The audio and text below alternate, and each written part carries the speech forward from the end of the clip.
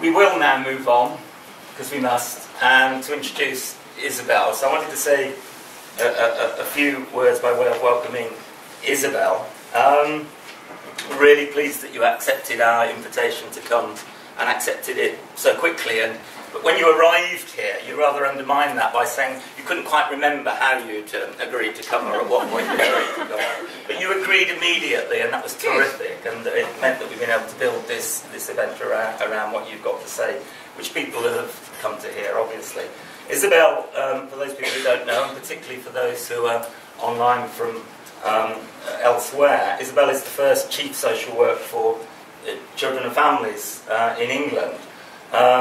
And she's matched in this role by colleague Lynn Romeo, who's the first Chief Social Worker for Adults. And actually we might have had Lynn here as well too, but she's speaking, I think, at Bradford at a parallel event. But I understand you might mention Lynn and her work at some point too, so that we will have Lynn here indirectly through what you might say about the way she's thinking about her part of the role.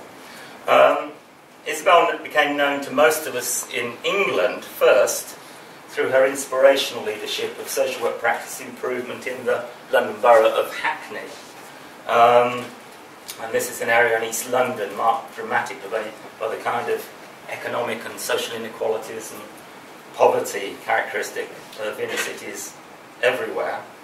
And whatever the debates about the method itself, the practice improvement that you and colleagues introduced, and everyone should read Donald Forrester's research evaluation of that intervention. It's rare to see a high quality comparison study of social work reform published in this country, so people should read Donald's report. But whatever the debates about the method, and they still roll on, I know, including locally, it was clear that Isabelle, with others, was passionate about the importance of improving the quality of direct practice from the perspective of children and parents, and thereby enhancing the legitimacy and the impact of social work intervention. And I'd emphasise the legitimacy point there as well, because I think that we are suffering a bit of a crisis of legitimation, as well as concerns about our effectiveness as a profession. So it was clear at that point that Isabelle was determined to make a real difference on the ground. Of course, it's all a bit scary too for us who thought we'd been trying to do this for ourselves for many years. So we imagined Imogen would stir us up in one way or another when we heard that she, with Lynn Romeo, who we one of the two people providing the professional leadership for social work at the heart of government and well beyond the heart of government, as I'm sure she'll say. We expected you to stir us up, Isabelle. It's one of the reasons we brought you here today as well, I think. This is the leadership the profession had campaigned for. These are early days still, but Isabelle and Lynn have started to make their mark. And as I said, their role means that both in constant demand, and we're delighted at your generosity in agreeing to speak to us today. And also coming again later to do some teaching for us. Did you remember that? Yes, I did. You said yes to that as well. About that, yeah. So it's fantastic that you're here, and it's over to you now. Okay. And we're really looking forward to hearing from you. Thank you. Thank you.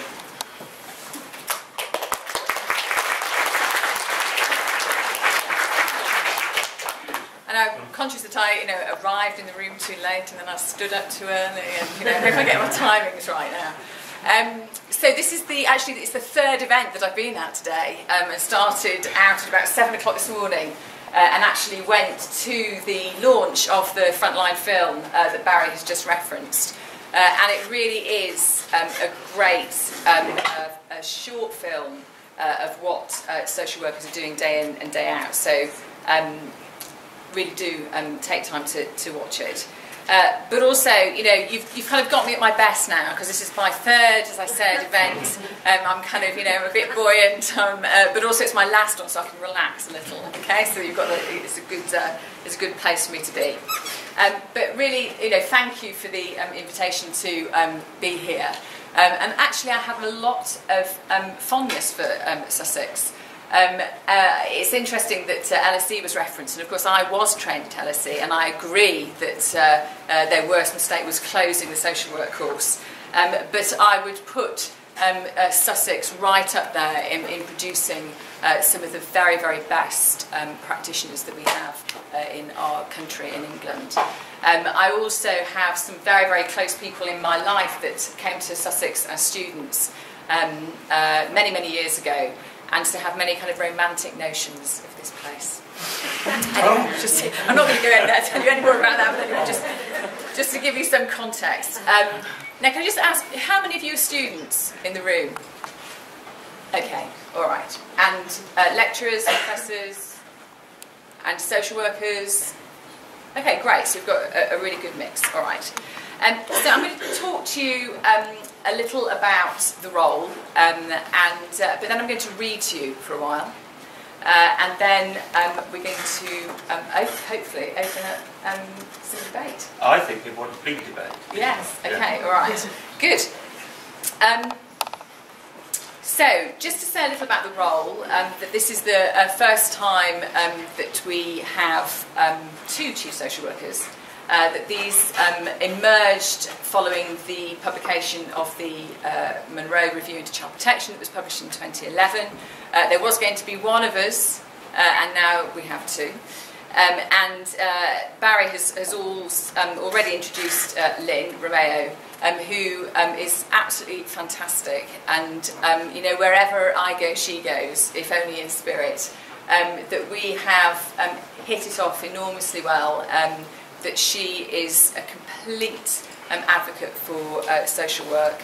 She's based in the Department of Health, I'm in the Department of Education, but we are across the road from each other, and we are in contact all the time, arguing ferociously behind the scenes, but actually we're very like-minded in many regards. So the role is very much about being a government advisor. It's a senior civil servant post. It's very new territory for me, and the focus for me very much is on two really key things, and that is about practice skill, but also about the practice system. And I'm going to talk to you mainly about those two things. So it is World Social Work Day, and no other day can make us pause for thought about social work, the way we do it, how we could do it better. So today I'd like to reflect with you on the value of social work and say a little about what the future potentially holds, followed by, as I said, some discussion and debate. As part of the work I've been asked to do following the publication of the NARI report into social work education and training, I've been asked to set out what social workers should know and be able to do. And as part of that, I've been reviewing Erikson's life stage theory, which some of you students will know, and noted that according to Erik, I am now a few years into the generativity versus stagnation phase, characterised by the need to create and nurture, by the need to create positive change that benefits other people, a need to leave one's mark, where success leads to feelings of usefulness or accomplishment, whilst failure results in shallow involvement in the world. Now, I'm no stranger to the odd existential crisis, so when I read this, I've just said to myself, thank goodness I'm a social worker, because I think we've got it covered.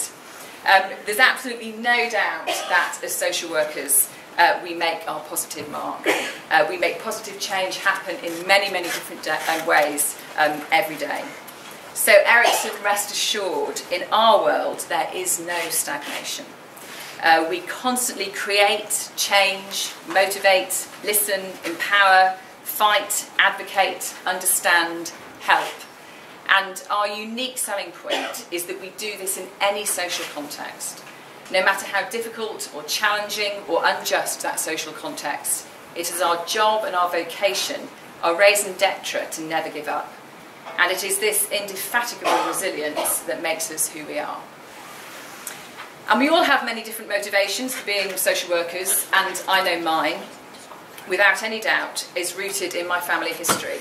and the political landscape that I was wrapped in from the moment that I was born.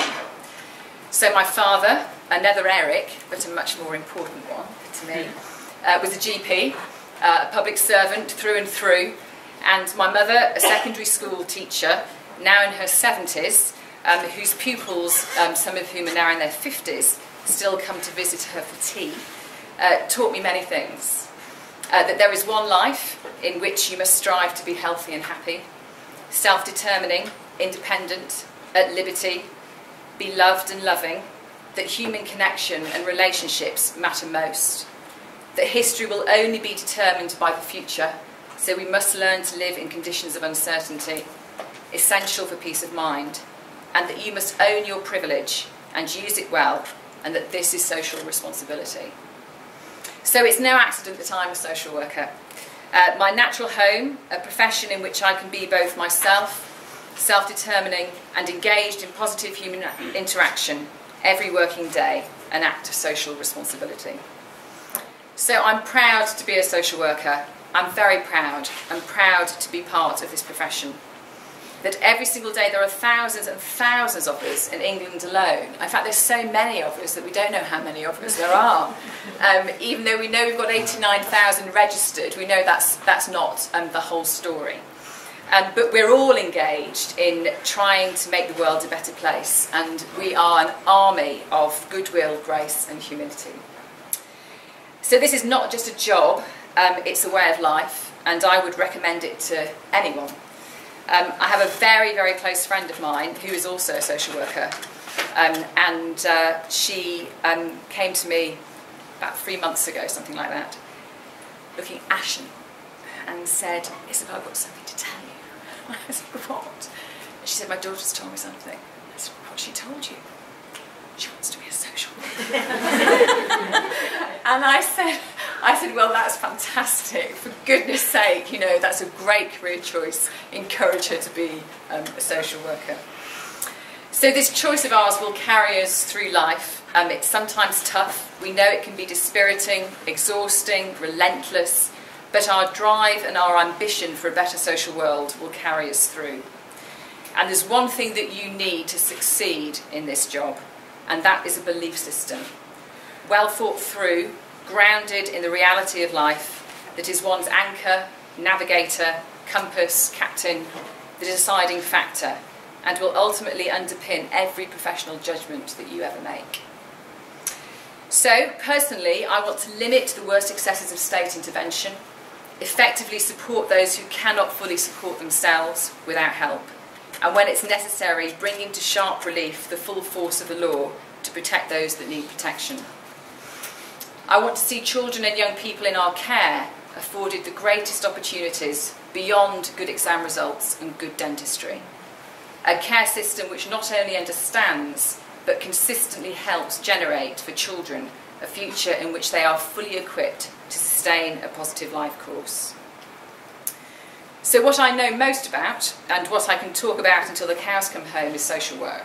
Frontline practice, its management and leadership, the local authority employer context, the voluntary sector campaigning and provider context, what children, young people and families say about us as a profession, the court system, the politics of our profession, the partner agencies that we work with, inspections, serious case reviews, the role of evidence, the busyness of our day-to-day lives.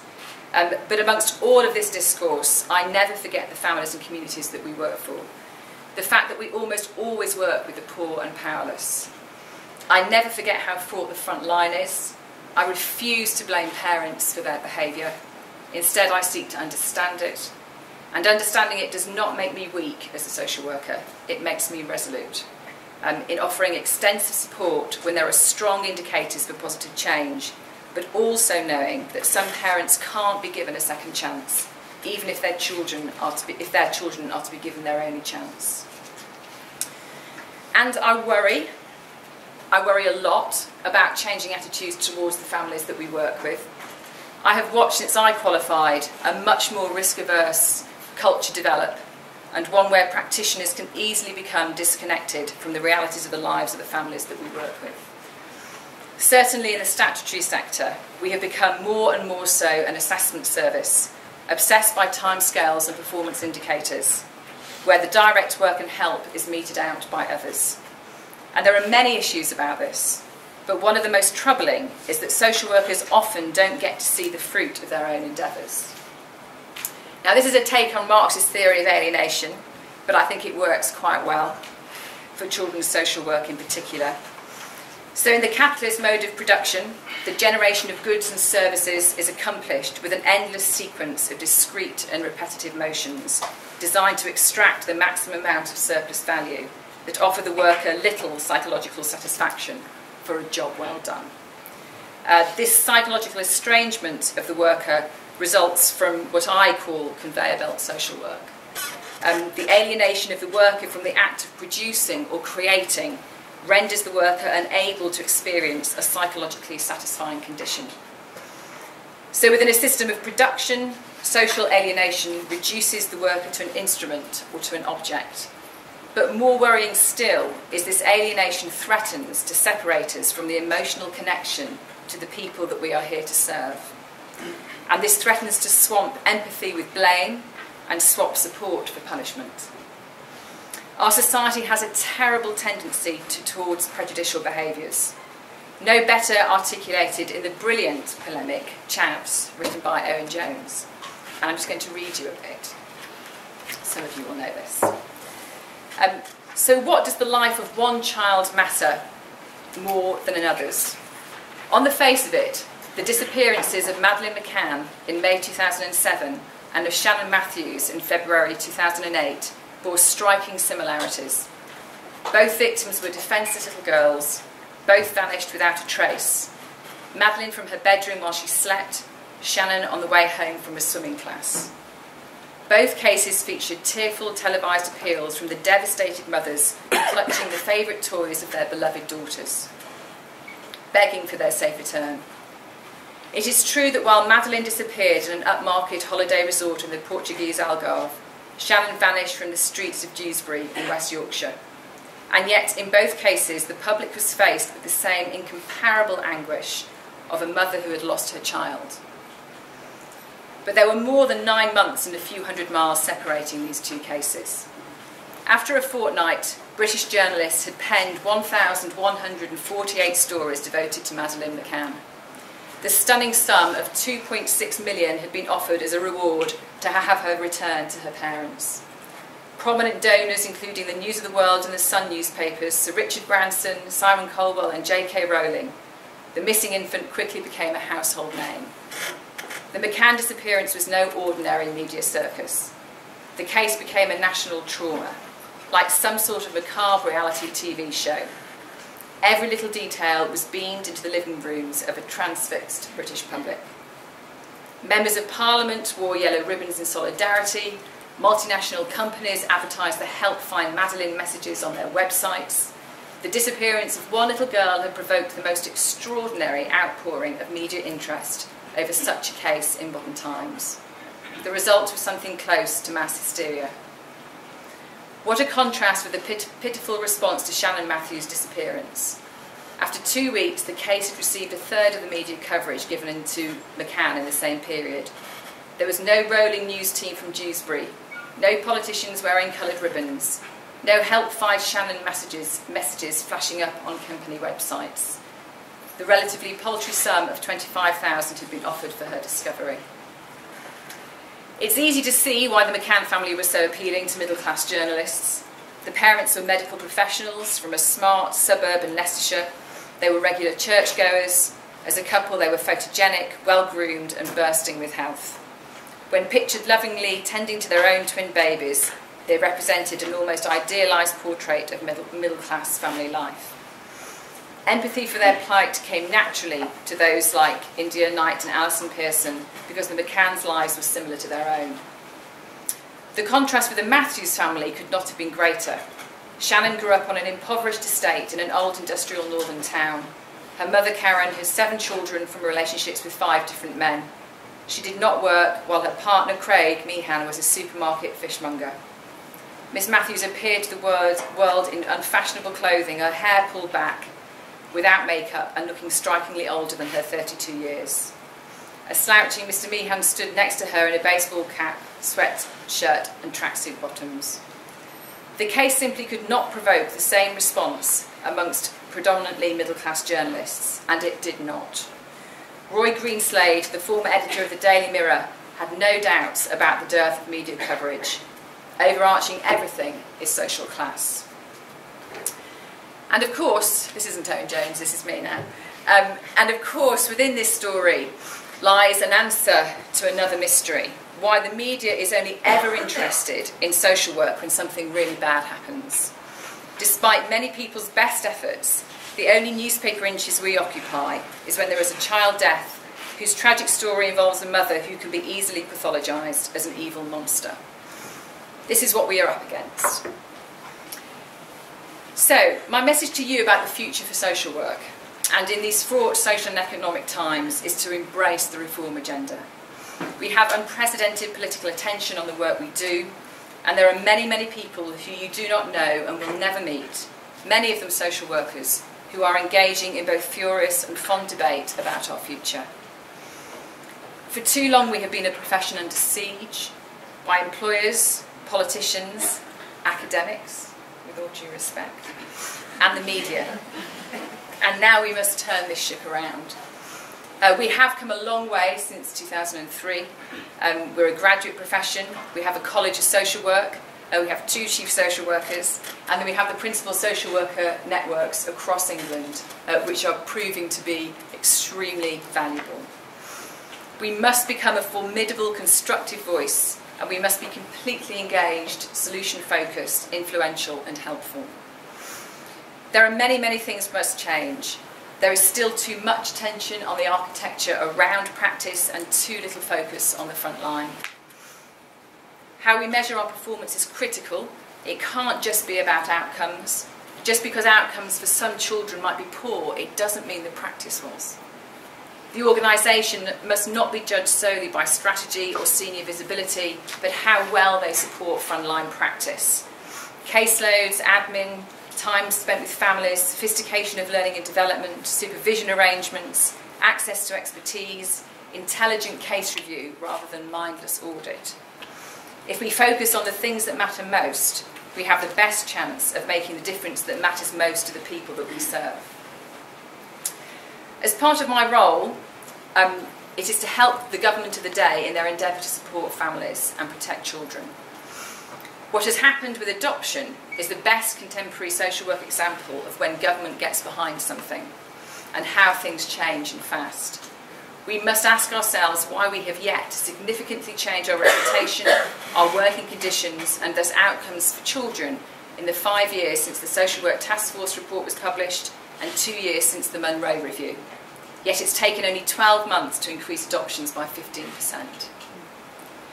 The point I'm making here is the potential for change, that we have a Secretary of State and ministers in the Department of Education who are much more than interested in social work.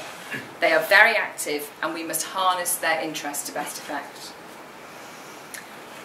On social work education and training, the thrust of both the NARI and Crosdale-Appleby reports is strong support for social work, recognising the complexity of the work we do and the fact that we need strong systems in place to ensure the highest quality of practice.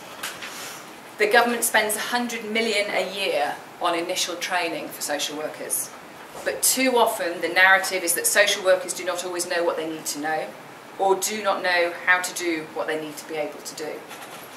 Both reviews push for much stronger regulation of the profession and endorsement of qualification programmes.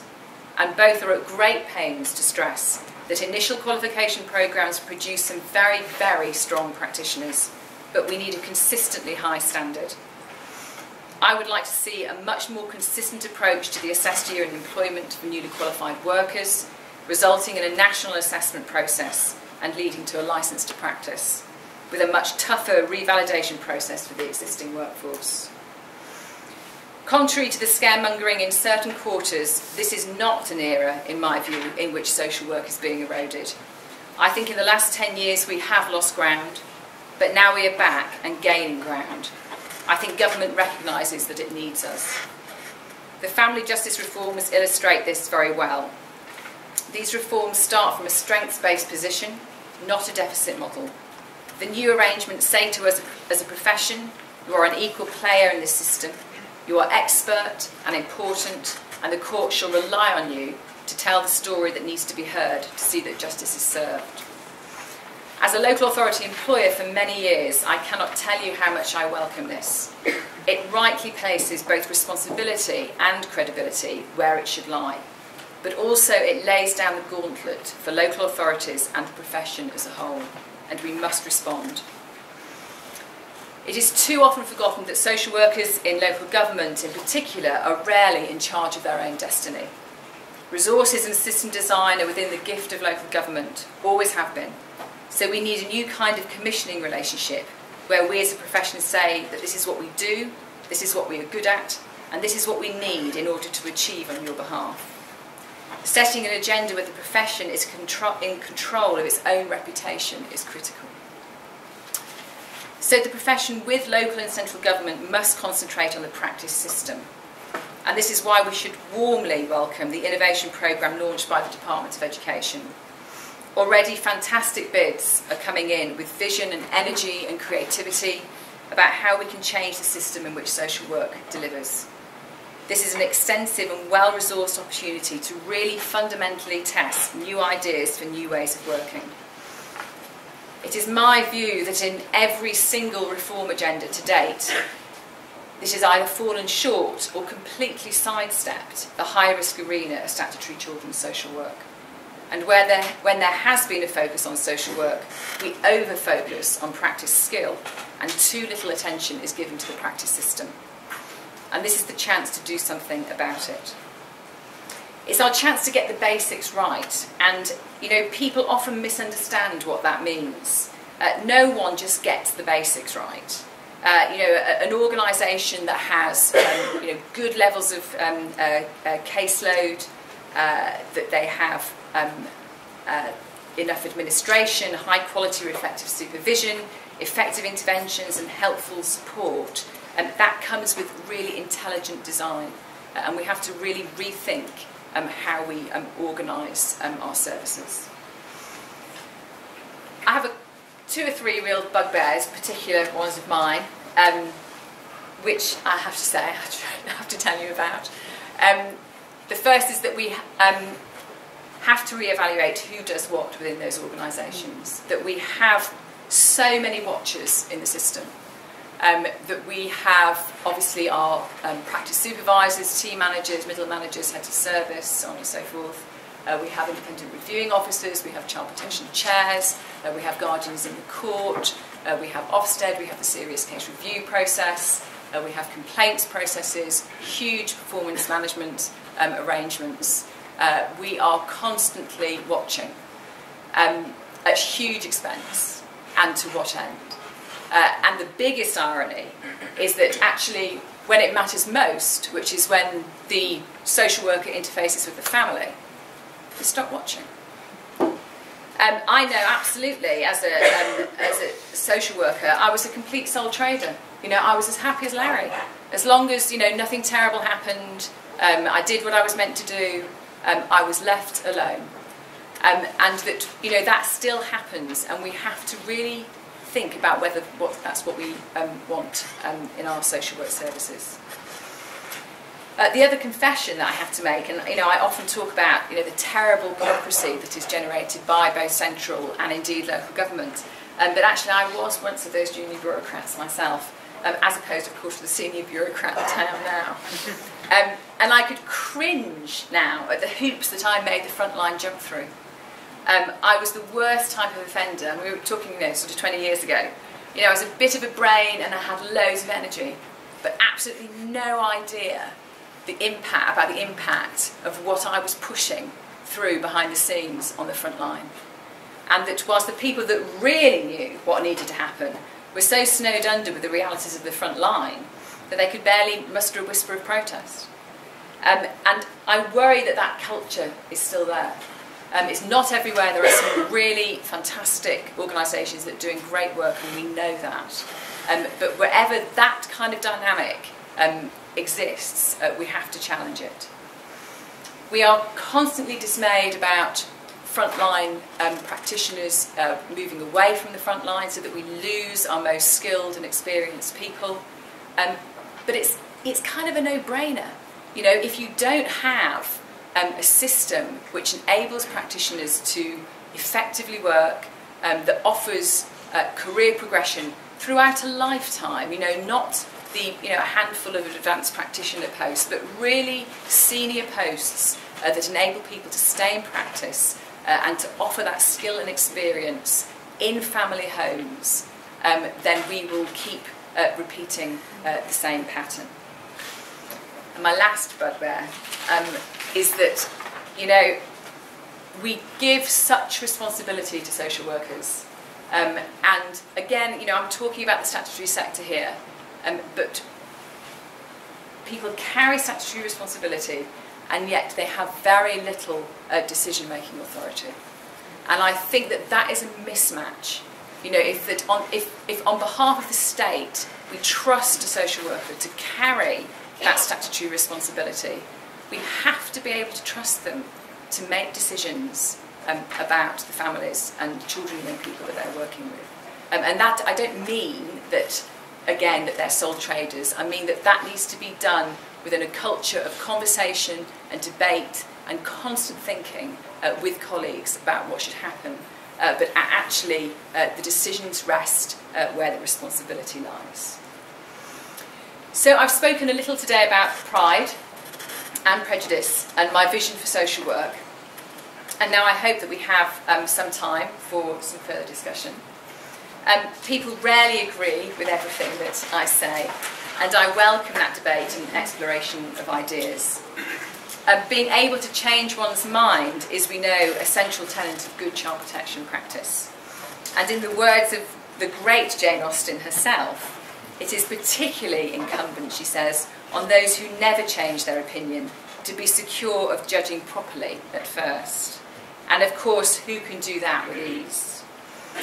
On Sunday, I spent a glorious sunshine day in a prison observing contact with a mum and her children as part of a shadowing exercise I'm doing with a guardian, one of those watchers, and a role I have historically questioned. And after the visit, we strolled down the road, mulling over the children's potential futures. And after a while, I leant against my car and I watched this man talk. And the spring breeze was blowing in his hair, and the sun was shining down on him, and I just watched him talk. And this is a complex case that we're involved in, with many twists and turns. But he held in his mind such clarity of thought about what those children needed. And I knew then that those children that we had left behind needed him as their guardian. So I think in that moment, he might have changed my mind. So in our brilliant world of social work, there is little room for certainty. But one thing is for sure, being a social worker is a great way to spend a working life. Thank you.